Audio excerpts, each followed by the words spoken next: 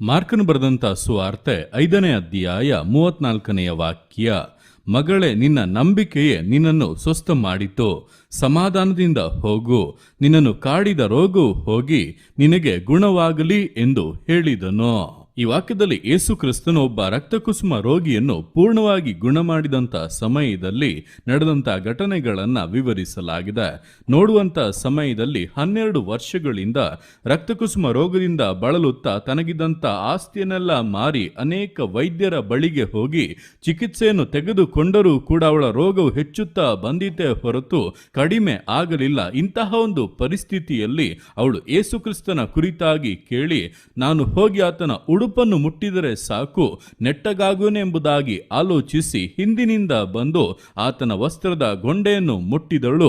ತಕ್ಷಣವೇ ಯೇಸುವಿನ ಶಕ್ತಿ ಅವಳಲ್ಲಿ ಹರಿದು ಆಕೆಯು ಗುಣವಾದಳು. ಅದರ ನಂತರ ಯೇಸು ಕ್ರಿಸ್ತನು ತನ್ನನ್ನು ಮುಟ್ಟಿದ್ದು ಯಾರೆಂಬುದಾಗಿ ಕೇಳಿ ಆಕೆ ಬಂದು ನಿಂತು ತನಗೆ ಸಂಭವಿಸಿದ್ದನ್ನೆಲ್ಲ ಆತನ ಮುಂದೆ ಹೇಳುವಾಗ ಆತನಾದರೋ, ಮಗಳೇ, ನಿನ್ನ ನಂಬಿಕೆಯೇ ನಿನ್ನನ್ನು ಸ್ವಸ್ಥ ಮಾಡಿತು, ಸಮಾಧಾನದಿಂದ ಹೋಗು, ನಿನ್ನನ್ನು ಕಾಡಿದ ರೋಗವು ಹೋಗಿ ನಿನಗೆ ಗುಣವಾಗಲಿ ಎಂಬುದಾಗಿ ಹೇಳುತ್ತಾ ಇದ್ದಾನೆ. ಅಂದ್ರೆ ಇಲ್ಲಿ 2 ವಿಷಯಗಳನ್ನು ಗಮನಿಸಬಹುದು. ಮೊದಲನೆಯದಾಗಿ ಯೇಸು ಕ್ರಿಸ್ತನು ಅವಳ ಜೀವಿತದಲ್ಲಿ ಸಮಾಧಾನವನ್ನು ನುಡಿಯುತ್ತಾ ಇದ್ದಾನೆ. ಎರಡನೆಯದಾಗಿ ಆರೋಗ್ಯವನ್ನು. ಇದೆರಡೂ ಕೂಡ ಆಕೆಯ ಜೀವಿತದಲ್ಲಿ ಇಲ್ಲದೆ ಇತ್ತು. ಒಂದು ಕಡೆ ರೋಗ, ಮತ್ತೊಂದು ಕಡೆ ಆಸ್ತಿಯೆಲ್ಲ ನಷ್ಟವಾಗುತ್ತಾ ಇದೆ, ಯಾವುದೇ ಪ್ರಯೋಜನವಿಲ್ಲ, ಇನ್ನು ಜೀವಿತವೇ ಇಷ್ಟೇ ಎಂಬಂತ ರೀತಿಯಲ್ಲಿ ಬಹಳ ಒಂದು ದುಃಖದಲ್ಲಿ ಅವಳು ಇದ್ದಳು. ಆದರೂ ಕೂಡ ಅದರ ಮಧ್ಯದಲ್ಲಿ ಅವಳು ನಂಬಿದಂಥ ನಿಮಿತ್ತವಾಗಿ ಅವಳು ಕಳಕೊಂಡದ್ದನ್ನು, ಅವಳ ಜೀವಿತದಲ್ಲಿ ಇಲ್ಲದೆ ಇದ್ದದನ್ನು ಯೇಸು ಕ್ರಿಸ್ತನು ಅವಳಿಗೆ ಅನುಗ್ರಹಿಸುವಂತೆ, ಅವಳನ್ನು ಆಶೀರ್ವದಿಸುವಂತೆ, ಅವಳಿಗೆ ಸಮಾಧಾನವನ್ನು ಆರೋಗ್ಯವನ್ನು ಕೊಟ್ಟು ತೃಪ್ತಿಯಾಗಿ ಕಳುಹಿಸುವಂತೆ ವಿಶೇಷವಾದಂಥ ಅದ್ಭುತ ಕಾರ್ಯವು ನಡೆಯಿತು.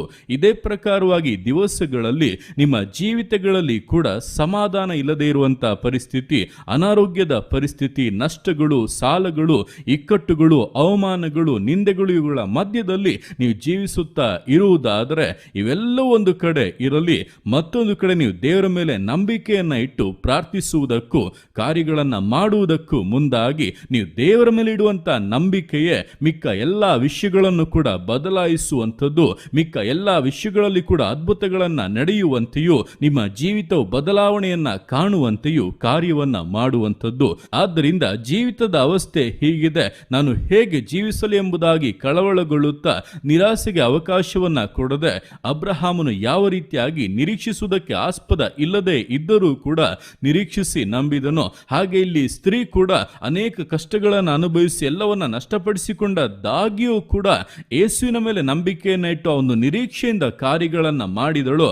ಅದೇ ರೀತಿಯಾಗಿ ದಿವಸದಲ್ಲಿ ನಂಬಿಕೆಯಿಂದ ಕಾರ್ಯ ಮಾಡುವುದಕ್ಕೆ ಮುಂದಾಗಿ, ನಂಬಿಕೆಯಿಂದ ದೇವರಲ್ಲಿ ಪ್ರಾರ್ಥಿಸಿ ಆತನಿಂದ ವಿಷಯಗಳನ್ನು ಎದುರು ನೋಡುವುದಕ್ಕೆ ಮುಂದಾಗಿ ನಿಶ್ಚಯವಾದಂಥ ಬದಲಾವಣೆಗಳನ್ನು, ಆಶೀರ್ವಾದಗಳನ್ನು, ಕಳಕೊಂಡ ಎಲ್ಲ ಮೇಲುಗಳನ್ನು ಪುನಃ ಅನುಭವಿಸುವಂತ ಒಂದು ಶ್ರೇಷ್ಠವಾದಂಥ ಜೀವಿತವನ್ನು ಕರ್ತನು ನಿಮಗೆ ಅನುಗ್ರಹಿಸುತ್ತಾನೆ, ಆಶೀರ್ವದಿಸುತ್ತಾನೆ.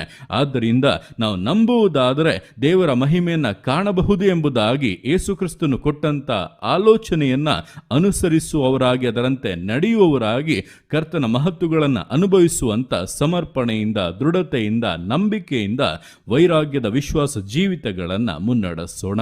ದೇವರ ಕರಗಳಲ್ಲಿ ಸಮರ್ಪಿಸಿ ಪ್ರಾರ್ಥಿಸೋಣ. ಯೇಸುವೆ ಸ್ತೋತ್ರ ರಾಜ, ಕೊಟ್ಟಂತ ದಿವಸಕ್ಕೋಸ್ಕರ ಸ್ತೋತ್ರ ಕರ್ತನೆ. ಈ ದಿವಸ ನಿನ್ನ ಕರೆಗಳಲ್ಲಿ ಸಮರ್ಪಿಸ್ತಾನೆ. ಪ್ರತಿಯೊಂದು ಜೀವಿತಗಳನ್ನು ನೀನು ಆಳ್ವಿಕೆ ಮಾಡು, ಬಲಪಡಿಸು ಕರ್ತನೆ. ಹೊದಪ ದಿವಸಗಳಲ್ಲಿ ತನ್ನ ರೋಗದ ನಿಮಿತ್ತವಾಗಿ ಇದ್ದಂಥ ಆಸ್ತಿಯನ್ನೆಲ್ಲ ನಷ್ಟಪಡಿಸಿಕೊಂಡು ಜೀವಿತದ ಅನೇಕ ಕಷ್ಟಗಳನ್ನು ಅನುಭವಿಸಿ ರೋಗ ಹೆಚ್ಚುತ್ತಿರುವಂಥ ಅವಸ್ಥೆಯ ಮಧ್ಯದಲ್ಲಿ ಎಲ್ಲವನ್ನು ಕಳಕೊಂಡವಳಾಗಿ ನಿಂತಹ ಸ್ತ್ರೀಯು ಯೇಸುವಿನ ಕುರಿತಾಗಿ ಕೇಳಿ ನಂಬಿಕೆಯಿಂದ ಬಂದು ಆತನ ವಸ್ತ್ರವನ್ನು ಮುಟ್ಟಿ ಬಿಡುಗಡೆಯನ್ನು ಹೊಂದಿದಾಗ ಯೇಸು ಕ್ರಿಸ್ತನು ಆಕೆಯನ್ನು ನೋಡಿ, ಮಗಳ ನಿನ್ನ ನಂಬಿಕೆ ನಿನ್ನನ್ನು ಸ್ವಸ್ಥ ಮಾಡಿತು, ಸಮಾಧಾನದಿಂದ ಹೋಗು, ನಿನ್ನನ್ನು ಕಾಡಿದ ರೋಗವು ಹೋಗಿ ನಿನಗೆ ಗುಣವಾಗಲಿ ಎಂಬುದಾಗಿ ಹೇಳಿದಂತೆ ಅಪ್ಪ, ಈ ದಿವಸಗಳಲ್ಲಿ ನಮ್ಮ ಜೀವಿತಗಳಲ್ಲಿ ಕೂಡ ನಾವು ಕಳಕೊಂಡಂತ ಸಮಾಧಾನ, ಸಂತೋಷ, ಆಶೀರ್ವಾದಗಳು, ಮೇಲುಗಳು ಎಲ್ಲ ಕಾರ್ಯಗಳಲ್ಲಿ ಕೂಡ ನಾವು ಬದಲಾವಣೆಯನ್ನು ಹೊಂದಬೇಕಾದ್ರೆ ನಂಬಬೇಕು ಅಪ್ಪ, ನಂಬಿಕೆಯಿಂದ ನಿರೀಕ್ಷಿಸಬೇಕೆಂಬುದನ್ನು ನೀನು ತಿಳಿಸಿದ್ಯಾ. ಅದಕ್ಕೋಸ್ಕರ ಸ್ತೋತ್ರದ ಪ್ರಕಾರವಾಗಿ ಈ ದಿವಸಗಳಲ್ಲಿ ನಂಬುವುದಕ್ಕೂ ನಿರೀಕ್ಷಿಸುವುದಕ್ಕೂ ಪ್ರತಿಯೊಬ್ಬರಿಗೂ ಸಹಾಯ ಸಹಾಯ ಮಾಡು. ಸನ್ನಿವೇಶಗಳು ಹೇಗೆ ಇದ್ದರೂ ಕೂಡ, ನಂಬುವುದಕ್ಕೆ ಆಸ್ಪದವೇ ಇಲ್ಲದೆ ಇದ್ದರೂ ಕೂಡ ಅಪ್ಪ ನಿರೀಕ್ಷಿಸಿ ನಂಬುವಂತ ಆ ವಿಶೇಷ ಬಲವನ್ನ, ಕೃಪೆಯನ್ನು ಒಬ್ಬೊಬ್ಬರಿಗೂ ಅನುಗ್ರಹಿಸು ಕರ್ತನೆ.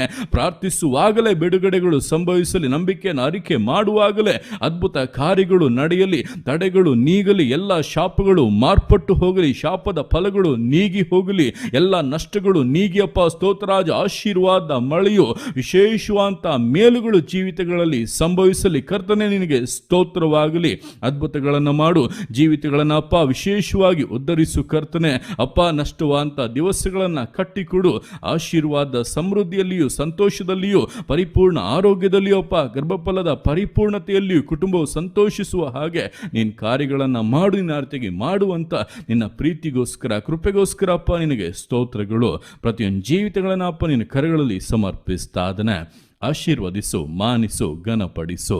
ಎಲ್ಲೋ ನಿನ್ನ ಕರಗಳಲ್ಲಿ ಸಮರ್ಪಿಸಿ ಎಲ್ಲ ಸುತ್ತಿಗನ ಮಾನವನಿನೊಬ್ಬನಿಗೆ ಸಲ್ಲಿಸಿ ಯೇಸುವಿನ ನಾಮದಲ್ಲಿ ಬೇಡುತ್ತೆ ನಮ್ಮ ತಂದೆಯೇ. ಆಮೇನ್, ಆಮೇನ್.